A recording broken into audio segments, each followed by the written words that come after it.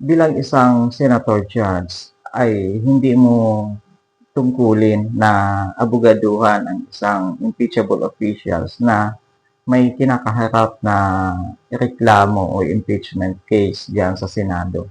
So ang ginagawa ng ilang mga senador na sila ang umaakto doon sa mga gawain ng mga ah, defense counsel ng isang impeachable officials o ng isang may impeachment case ay hindi dapat ginagawa. Katulad halimbawa ng mga pag ah, motion ng ilang senador diyan sa impeachment case ni BP Sara, ito ang hindi trabaho ng isang senador.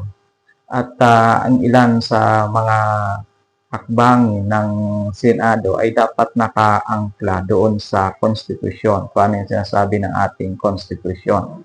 At yan ay napaka-importanting bagay na dapat nating bantayan kasi baka ito ay gamitin lamang doon sa kanilang mga sariling interes sa nalalapit na 2028. Napaka-importante na ang ating mga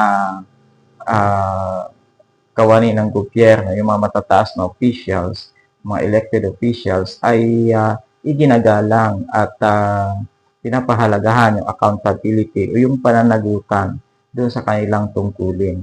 Kung lahat na lang ng mga officials ay walang accountability, ano ang kahahantungan ng ating gobyerno?